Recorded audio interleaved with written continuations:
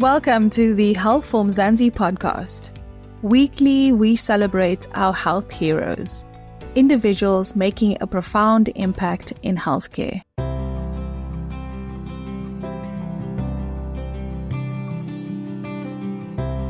Today, we shine a spotlight on Mariska Martin, a dedicated nurse whose journey embodies resilience and compassion. Over her 23-year career, Mariska has not only excelled in clinical practice, but has championed healthcare awareness in South Africa. She believes nurses are the backbone of our healthcare sector, and it's crucial to look after them.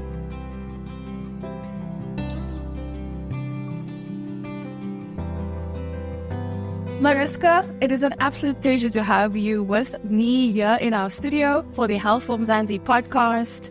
Really a pleasure. Welcome to it. Thank you so much, Dawn, for having me. It's really also an awesome experience to be here with you. So we celebrate our health heroes in Mzansi.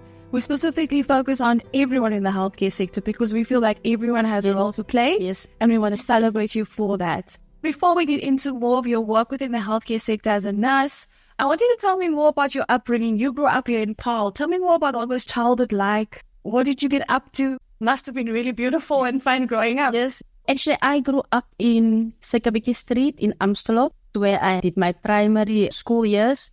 We had lots of fun when we grew up as children. Nowadays, most of the children doesn't have all these games that we used to play back in the day. We had like potjie kos that we made in the blikkies, and we did kennikie and all of those type of childhood games.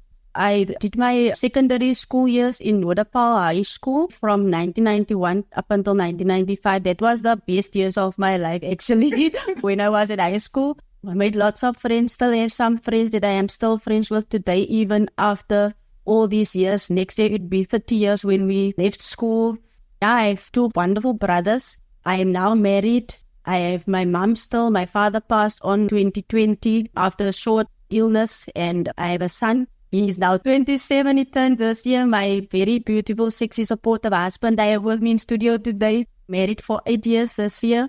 I'm a nurse by profession for almost like 20 odd years. I think 23 years this year. I'm still loving it. I'm loving life. I feel like there's a round of applause that needs to be had for that. I mean, that's amazing. Now, what inspired you to pursue a career in healthcare? Where did it come from? Were you always interested in it? There was nothing actually that inspired me. It's just my nature to just care and give and make a difference. It wasn't actually really something that inspired me to become a nurse, because when I was at school, I get all the forms from the nursing college when I applied. But then I gave all the away to other students that was with me in school that time. It actually started only when I started to work. Then when I had my son, I thought, I wanted to become better. I want more for my son and I want more for myself. So that is actually the time when I started to pursue nursing or go into the nursing. And it's almost like a light went on, and this is what I'd wanted to do for the rest of my life. Absolutely amazing. So a caring heart, caring for others is definitely what kind of got you to want to pursue a career in healthcare. Maybe you can tell us more from the early days when you started studying. Obviously, you were really passionate about it. You knew that this is what you wanted to do to be better in yourself. Tell us a bit about what your studies were like, where you went through, where you studied, a bit about that timeline. I can remember back in the day when I started my career, it was very, very challenging because I didn't have a car. I had to do my things by the internet cafe, my applications and stuff. I can remember this one day when I was in Peru, I had to submit my forms and stuff, and most of the things weren't certified. So I had to go and look for a police station to certify for my copies. Luckily, I had all of the originals with me. Yeah. So some things were very challenging, but I started my career at Netcare Training Academy 2001. And then I started working at Mzansi Netcare Hospital in Kudud. I started my career actually there. I worked there for almost like 7 to 8 years in the surgical unit. And the Sister Elwood, I can remember, Sister Elwood, very nice unit manager she was. And then traveling wasn't that nice for me anymore. So I came back to Paarl, but I actually wanted to make a difference in my own community when I started. That pushed me actually to come this side. I came back, I think it was around about 2008 or 9 when I came back. I had a break in my career. And then I started another career by Silver Crane Old Age Home in Wellington. And I was actually there when I told another patient's family member, and I want to go to medical clinic because I wanted to further my studies actually. Yes. So then I didn't know anything about a computer or anything. So then I asked her, can you please assist me in applying? So she actually did my application, and then she submitted my application, and then she kept me informed. You are now on the shortlist. You are now the state. You must go now for the interview and like that. That is how actually I ended up at medical clinic. And then I started my medical clinic 2012. I did my staff nursing course, I think, around about 2014. This is where I'm still at. So I think it was all kind of aligned in this vision that you had for yourself of wanting to go into this other spaces and practice at another hospital. Wow. And so everything kind of just fell into place for you. That's beautiful. And so you mentioned now again you wanted to come home and kind of give back to your own communities. Yes. The healthcare sector in South Africa, what are some of the most pressing healthcare issues within our communities that you now pick up on in your career as a nurse? And how do you kind of envision that we kind of address these challenges moving forward?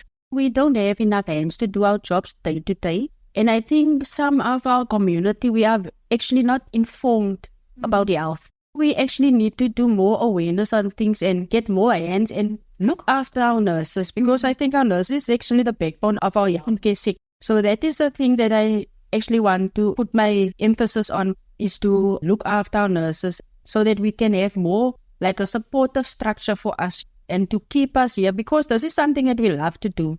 If you love something, then you must actually look after that love, if I can say it now like that. But also more awareness. That lacks actually in our communities, that we don't make the people more aware of their own health. And that's exactly what we try to do here at Health for Mzansi, to raise awareness about health issues, share information from professionals like yourself, inform people about what's currently happening in the sector. Maybe you can talk about some of the things that you've experienced and personal experiences or insights that changed your approach to patient care.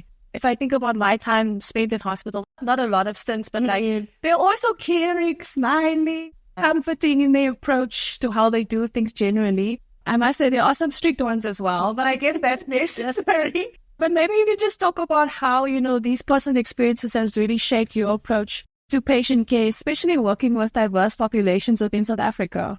When you care for your patient differs in character. From my own personal experiences, I just do my work like I would want to be treated.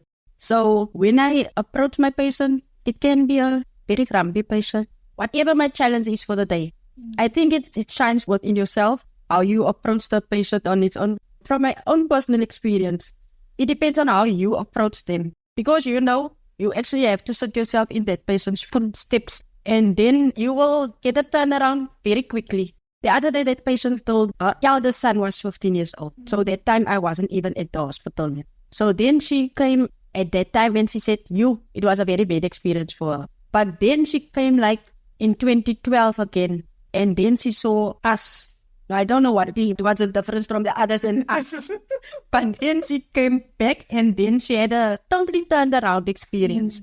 So that is things that makes you actually want to do your work every time. Because if you can change a person's perspective on healthcare, or if you can change a person's experience on healthcare, then you have actually done a lot. This is really true. I think people are sometimes so afraid to ask because they don't have understanding. And I love those mirrors in the hospitals where it says you're the one responsible for your health. Yes. And then you look at yourself. Everyone else is here to support you in it. That's a really good approach that everyone should take.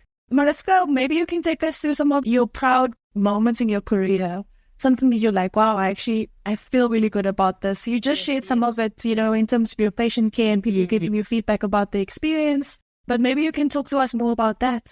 I totally love my work. You get that days when you feel tired. Yes, you feel tired, but you're good tired. But the things that I'm most proud about is the year when I won the Nursing Excellence Award. It was really something for me that pushed me even more to do what I do every day. Because you don't want a pat on the back every day. But when you achieved something like that, it gives you a boost. Because like me, I know myself. I do everything for my patient every day. It doesn't matter if you're now a person that comes from the street or if you are a person that is up there. I treat everyone the same. So that was really a very proud moment for me. I was totally in tears when I achieved the award.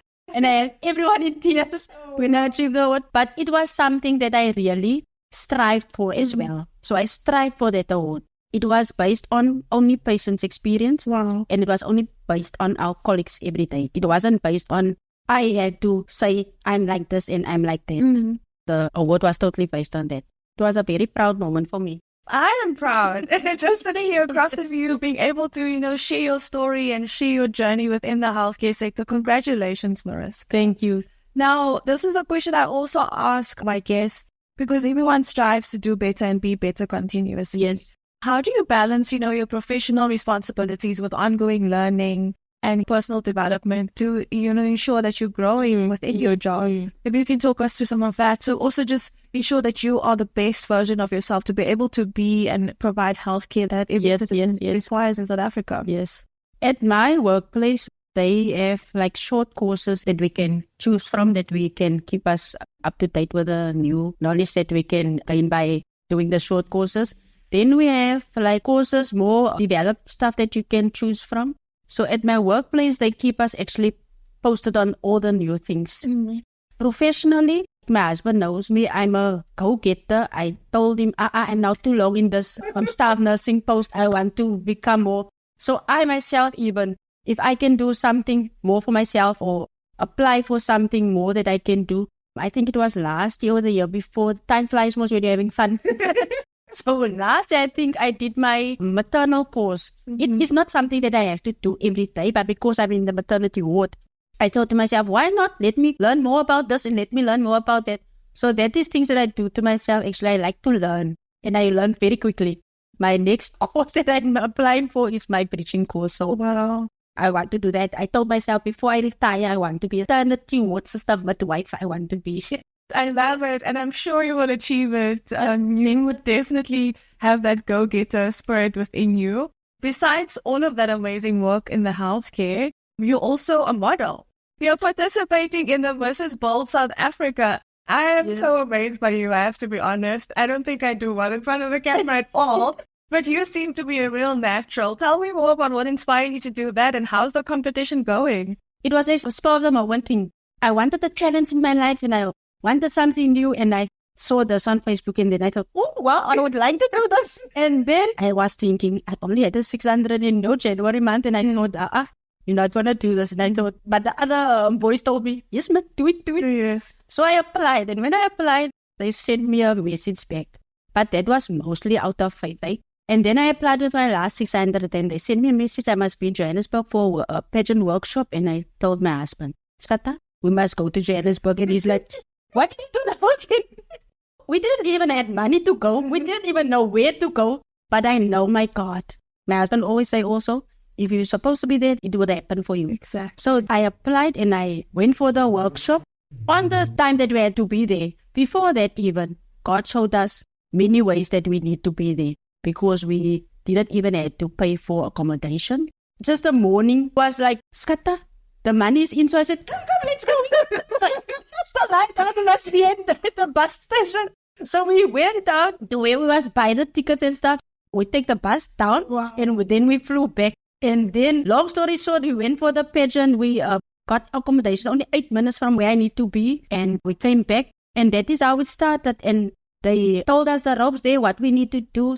So we have to do some events. We have to do charity. It's mostly like my own character. It's something that speaks to myself. So events you have to do like radio interviews and stuff. It's very challenging. Oh, I love a challenge. You can give me any challenge and I will go with. So that is how I actually ended up there. We were like 40 ladies when we were there from different diversities. It was like, if you want a challenge in your life for young and old, if you're a go-getter like me, you can do it.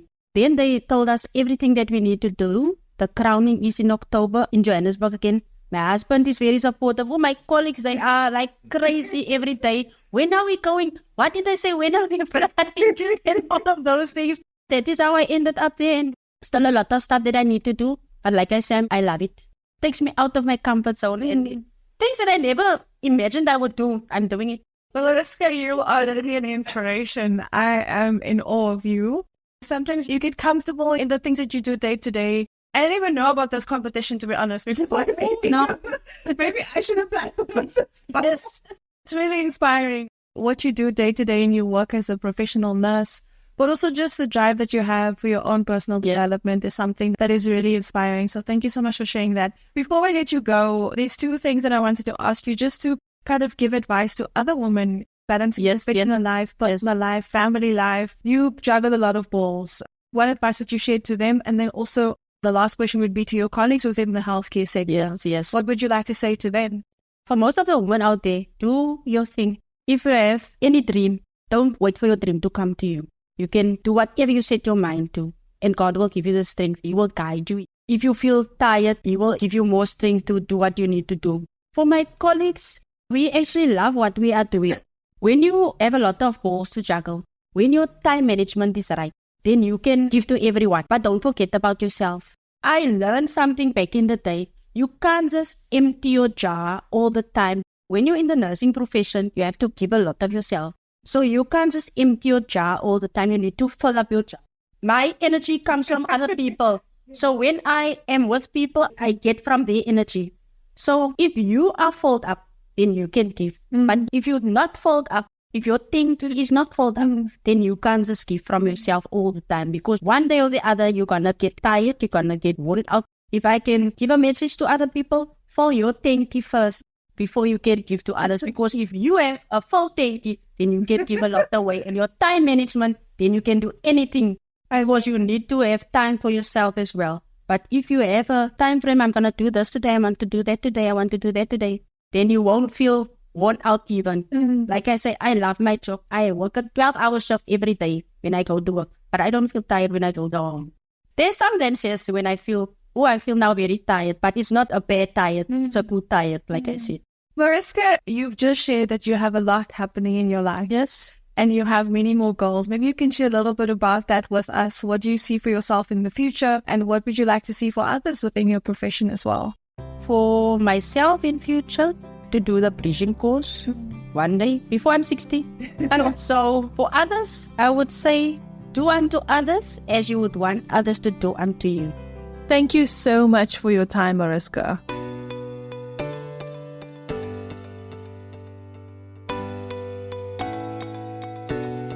Nurse Mariska Martin exemplifies the spirit of care and compassion, inspiring us all to prioritize self-care in everything we do. Join us next time as we continue to honor those who make a difference in the world of healthcare. Greetings from me, Dawn Numdu, our technical producer Megan van der Vent, and the rest of the hashtag Team Health for Mzansi. Stay inspired.